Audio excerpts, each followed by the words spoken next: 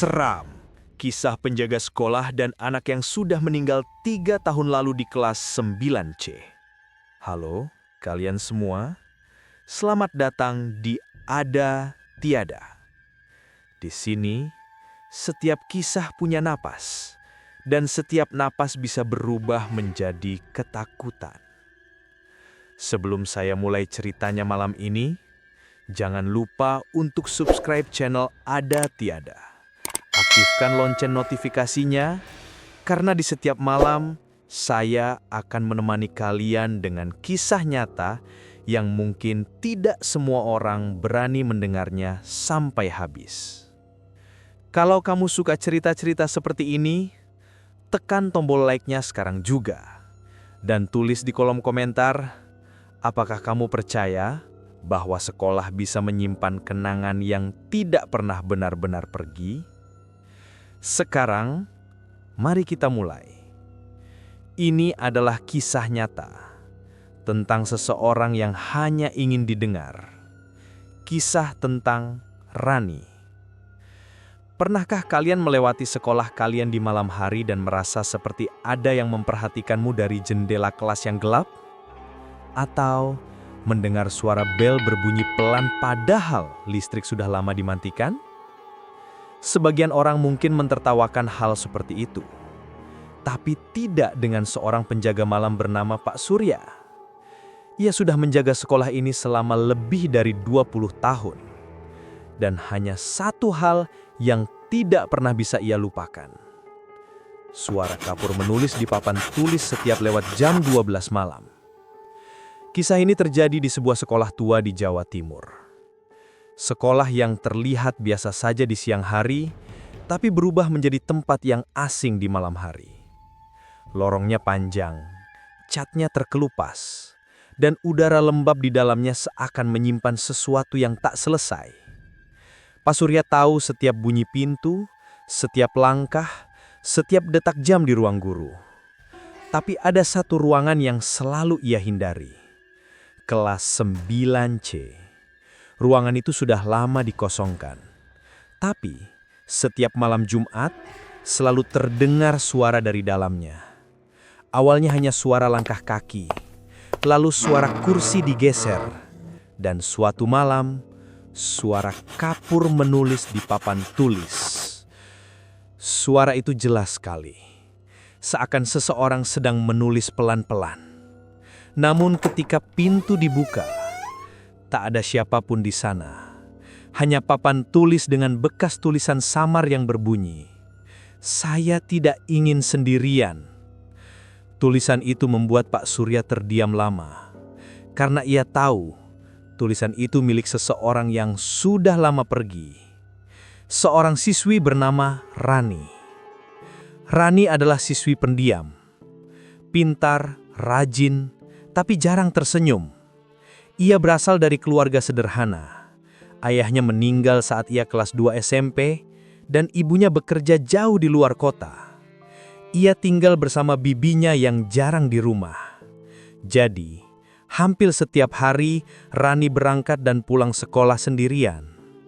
Di sekolah, Rani sering jadi sasaran ejekan. Mereka memanggilnya si aneh. Beberapa menulis kata-kata jahat di mejanya. Bahkan pernah air dituangkan ke dalam tasnya. Dan yang paling menyakitkan, guru-guru tahu, tapi hanya berkata, "Sudahlah, jangan diambil hati." Rani tidak pernah melawan. Ia hanya menulis diam-diam di buku catatannya, hal-hal yang tidak bisa ia katakan pada siapapun. Kalimat seperti, "Saya ingin punya teman, saya ingin berhenti merasa sendirian." Buku itu jadi satu-satunya tempat ia merasa aman. Ada satu orang yang pernah melihat kesedihan itu, guru baru bernama Bu Ratna. Bu Ratna satu-satunya orang yang memanggil Rani dengan lembut, menanyakan kabarnya, memberi waktu untuk mendengarkan. Setiap kali Rani terlambat, Bu Ratna hanya tersenyum dan berkata, "Tidak apa-apa Rani, yang penting kamu tetap datang." Tapi kebahagiaan itu tak bertahan lama. 3 bulan kemudian, Bu Ratna dipindahkan ke sekolah lain. Hari terakhirnya di sekolah, Rani datang terlambat. Ia membawa surat kecil untuk gurunya. Tapi Bu Ratna sudah pergi. Rani berdiri lama di depan kelas kosong itu, menggenggam suratnya. Sejak hari itu, ia tak pernah bicara lagi. Beberapa minggu setelah kepergian Bu Ratna, sekolah sibuk dengan lomba drama. Semua teman Rani membentuk kelompok. Tapi saat Rani mencoba ikut, mereka menolak. Mereka tertawa dan berkata, "Nanti kamu bawa sial panggungnya, Ran." Semua tertawa. Rani hanya diam. Tapi di matanya ada sesuatu yang berubah. Hari itu setelah jam pelajaran berakhir, Rani menulis di papan tulis, "Saya capek berpura-pura kuat." Tulisan itu dihapus guru keesokan harinya. Tapi Pak Surya sempat melihatnya. Dan entah kenapa, tulisan itu terasa seperti pesan terakhir. Hingga malam itu datang, tanggal 12 November, hari terakhir ujian. Langit gelap, hujan sejak siang. Semua murid sudah pulang, tapi Rani belum. Ia duduk di kelas 9C sendirian, menatap papan tulis kosong. Perlahan, ia menulis kalimat yang sama. "Saya tidak ingin sendirian lagi." Malam makin larut. Guru piket pulang lebih awal karena hujan. Rani tetap di sana, sendirian. Tak ada yang tahu apa yang ia pikirkan malam itu. Namun dari catatan yang ditemukan, malam itu Rani menulis surat terakhirnya. Surat itu sederhana, tapi menyayat.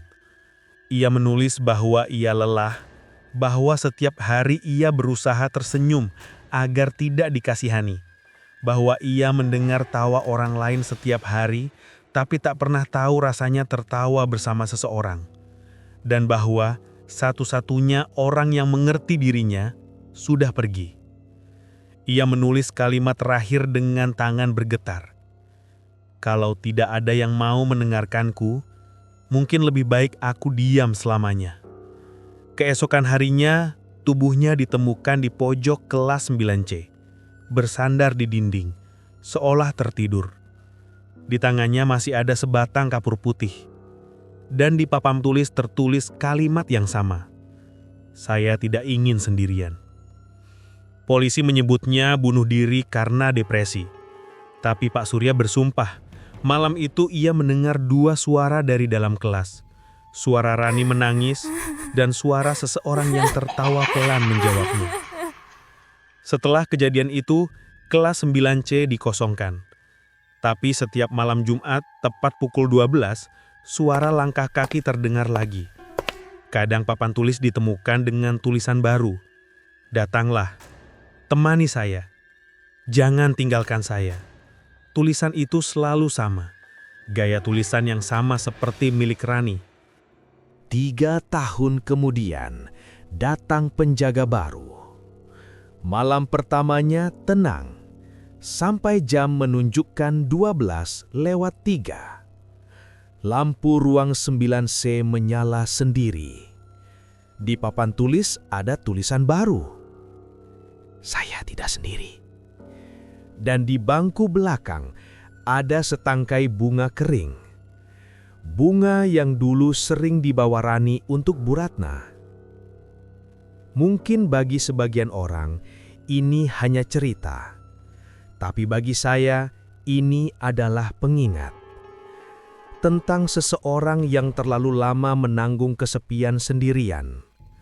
Tentang seorang gadis yang hanya ingin didengar.